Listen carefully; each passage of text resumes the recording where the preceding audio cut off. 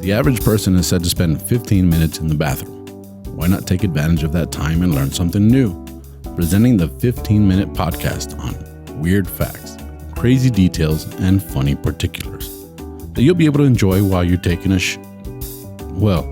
your free time. Welcome to The Shit with Sam Butler.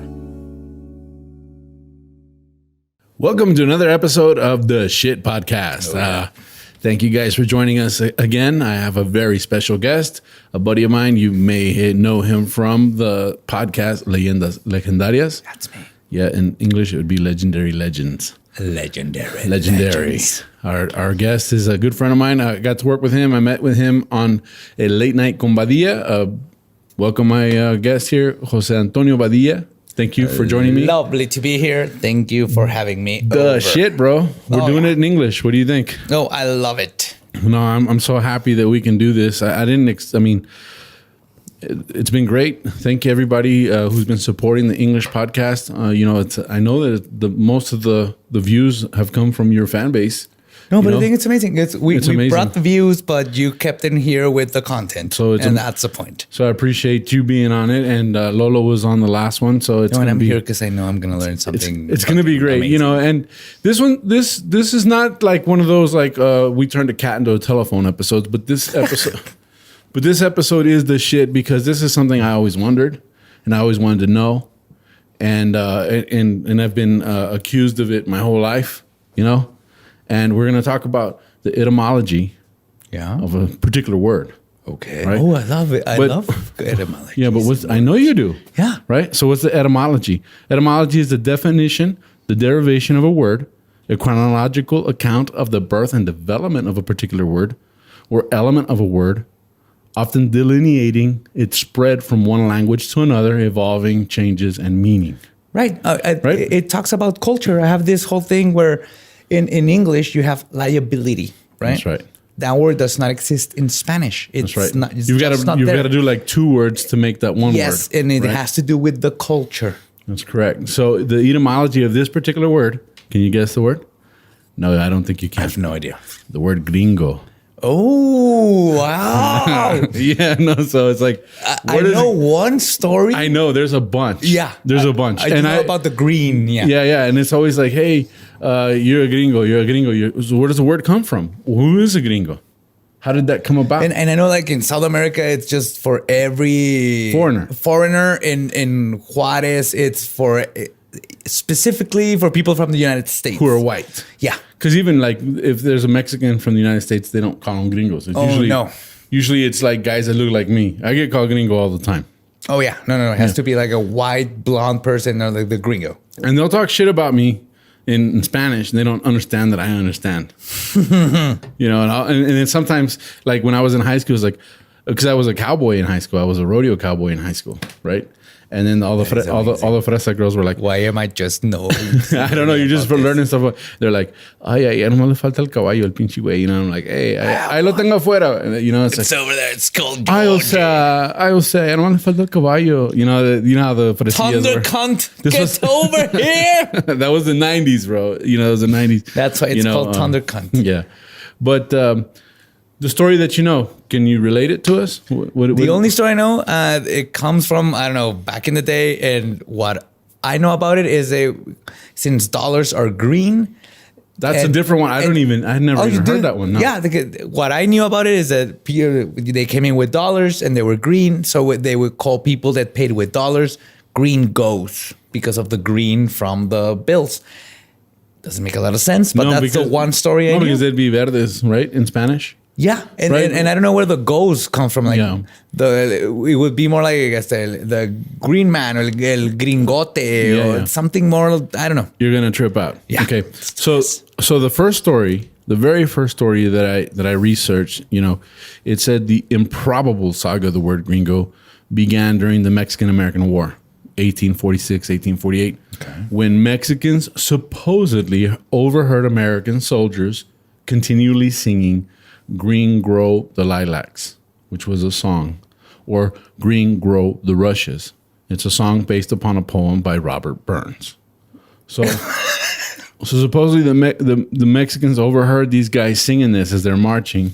So they're like marching, like Gringo. scared for their lives because and they hear the Gringo. enemy go like green marches Yeah. grow. Yeah. They're like, the Gringos. The Gringos are coming, right? The Gringos are coming. Now, they're saying that like there's actual documentation of that from the 1850s, bro. Whoa. Yeah, it says some Mexicans say that the word was generated when the U.S. invaded Mexico in 1846 wearing green uniforms and used to tell them green go home. That was another thing. Green go home. Green go home, you know? Wait, that means that we knew English, right? That's right. The right. Mexicans You saw knew green. English, and You they saw- would talk to them. Yeah, and, you saw verde and said green. green, go. Yeah. Excuse me, American person, would you go home? You're wearing green, and go home. Now, you guys were just on the dollop talking about the Audubon Society, you know, right? So John Woodhouse Audubon, the son of the wildlife illustrator, recorded that on the 13th of June of that year, we were hooted and shouted as we passed through and called gringos.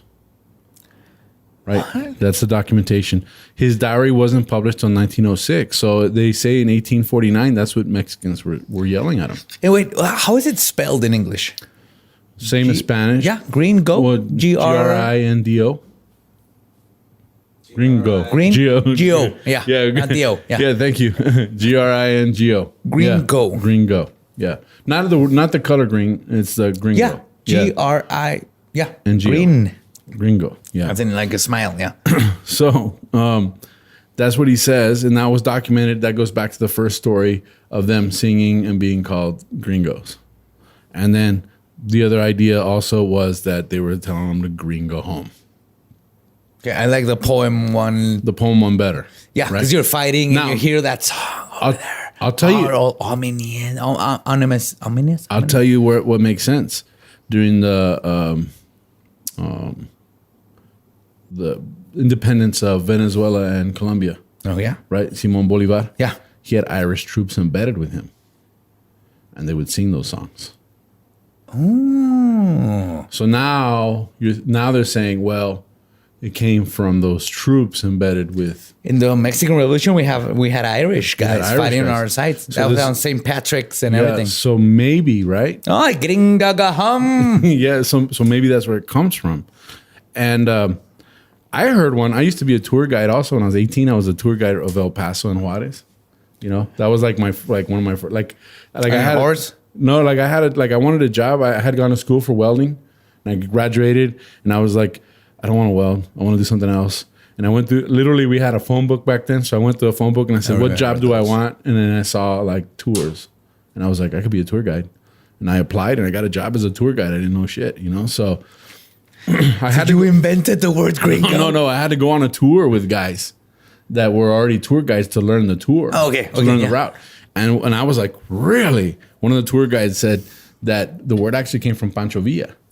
What? Yeah. That asshole. And that goes again along with what you guys were talking about in the dollop. That cars were introduced around 1910, right? 1900s, right? That's around that time? Around 1915, 1916, stoplights came about, right? And so green, go, right? So the tour guy said that Pancho Villa was actually making fun of Americans Because they because had the stoplights stoplights. going green, go. But they con los gringos. Oh, go over there with the guys that have the like, gringos. Yeah, they Yeah. invented a light. Or I was over there with the gringos. Oh. Right? So I kind of believe No that. idea. that. That makes sense. That makes a lot of sense, right? With the green go, yeah, because that's probably something that spread. Like green Yeah. go, Now- red stop. Now, as I researched this, it was saying that that's not necessarily the case. It says that this actually predates everything that Like- we're talking about. Like way. T-Rex would Yeah. say Like, Velociraptor, Yeah. Granny go. I know that when I tell you this, you're going to freak out. Okay. dude. The word was known in Spanish way before the Mexican-American War. It was, according to Rawson, Diccionario Castellano, 1787, 1787, noted that in Malaga, Foreigners who have a certain type of accent which keeps them from speaking Spanish easily and naturally were referred to as gringos. The same term was used in Madrid, particularly for the Irish. The true origin of gringo is most likely that it came from griego, the Spanish word for Greek. In Spanish, as in English, something difficult or impossible to understand is referred to as being Greek. We say, it's Greek to me, just as in Spanish, incomprehensible person said, hablar griego. Coño, hombre, este hombre está hablando en griego. That's right. En griego, gringo. Yeah, right. Now we would say, now we would say it's en chino, right? It's en chino, yeah. It's in Chinese. But yeah. back then it was in griego, right? But now, that would explain the whole. Yeah. Now just blow my mind. And I hope we get to something. Yeah. Because you're playing with my brain. I knew you'd love this. Like I said, this has to be for Joe, yes, right? Thank you. Thank you. So Shakespeare's Julius Caesar, 1599. When Casca, one of the conspirators against Caesar, proclaims, "Nay, and I tell you that, I'll ne'er look you in the face again." But those that understood him smiled at one another and shook their heads. But for mine own part, it was in Greek to me. So there's a reference to that from 1599 in a Shakespeare. You know what I'm saying? Motherfucking Shakespeare. So the same phrase was also used about the same time. To be or not to be a gringo. That is the question. That is the question. Thomas Dekker, he wrote that its origins are much older. It comes from medieval Latin proverb, Graecium est non potest legi. It's Greek, it cannot be read. It is certainly possible and even likely that the Mexican-American War precipitated the introduction of the Spanish word gringo into the English language. But the word itself outdates all those times. It's way back when they were fighting against the Greeks. The Greeks.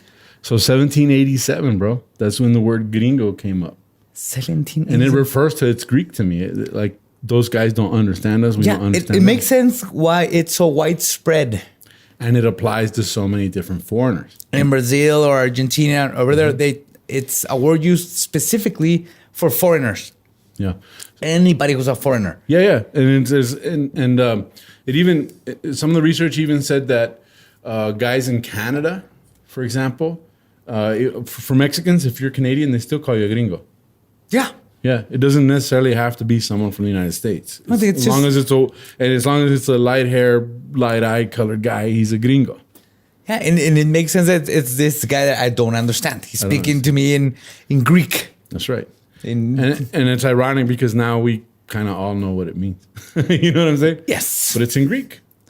That's the etymology of the word gringo. I am going to take that. That is the I know. one that, I know you're going to be talking about it. Of course, it makes sense because when we talk about this dolphin that's cryptid that turns into this dolphin that turns into a man and then gets girls. He's a gringo, but in Brazil, a gringo means anybody who's not Brazilian, like it from Europe or the United States. Doesn't matter.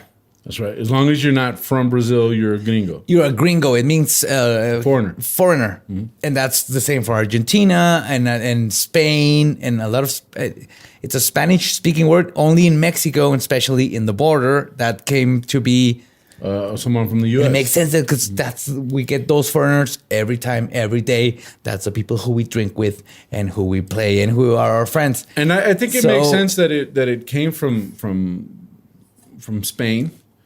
And then it came into the Spanish language, Spain, Spanish. Yeah. But I do think that it was accelerated, through the Mexican-American War. Yeah. And I think it was a derogatory term towards Americans at that time. I don't think so. I don't think so anymore. I don't get offended by the word gringo. I don't. It doesn't bother me. No, I don't think. And especially in the border when it's like when you use it, it's like saying it's like I'm from over there. So what? That's one of the things. But it's one of those things that they use it everywhere that we go, and I'm perfectly fine with it. I mean, I'm doing a Spanish and an English podcast, and a lot of people. That's what we do. Like, people are like, he's a gringo. We have no. It's like, but even when I'm doing stand up, I'll say, it's little gringos. I'll talk to, especially when you own that word, it's yours. But yeah, mostly There's another little quick note about it. They also said that it may have came about with Pershing and the punitive expedition when he was chasing Pancho Villa through the wilderness. Do you know that's the only time the United States has been invaded And by an external country? I And it know. was Mexico. It was, I know, it's and it was just one guy with a mustache who was an asshole, but he did invade the United I'm going States. to tell you something that a lot of people don't know. But Pancho Villa is actually a hero of the First World War. What? He's a hero of the First World War. How? John J. Blackjack Pershing was chasing Pancho Villa in the wilderness for years leading up to World War I. His troops got the training they needed to go and defeat the Germans in World War I. Are you fucking kidding me? I'm serious. They were heroes. Just fighting. They got trained by Pancho Villa. Oh, you motherfuckers! You need to find where the fuck is Pancho? And They Pancho's couldn't like, find him. He was at the fucking gringos are behind us. Just keep going in circles. he was at the Camino Real having drinks, and they were out here in the wilderness. They were searching for. They were He was searching in for. Juarez, like having. But seriously, they attribute Pershing's victories in Eastern in Europe To his training. to his training he got here in Chihuahua. Trying to find. Yeah, Pancho trying to Villa. find him. They said, "Hey, leave. It's time to go. Let's go. We got a war going on." He went over there, became a hero. He was a hero of the First World War. So Hey, I don't know. I hope know, people don't I I hope people don't get offended by it or anything. But I honestly believe something happened. Pancho Villa trained this guy. Yeah, And not he- on and- purpose, and- but he did. And he was like the best guy ever for World War One. So, cheers to Mexico. Cheers to that, and it's cheers to U.S. for fighting in Yeah. the fucking World War I Cool. and II, where Mexico sent a bunch of planes. We did our part, and we ended that bullshit. And that's the end of this podcast. Thank you for joining us. This was our second episode, bro, in English. Love it. Thank you guys Can't for all the wait to be support, back. all the great comments. Make sure you subscribe, tell your friends about it, have them subscribe. If you don't speak English, I'm sorry. There'll be a Spanish one coming out on Fridays, so you can watch the Spanish one. But add us, subscribe, the shit. It's the same channels as Está Cagado. And if you're watching this, obviously you know that. So that's it for us today. Thank you very much. Y'all have a good evening.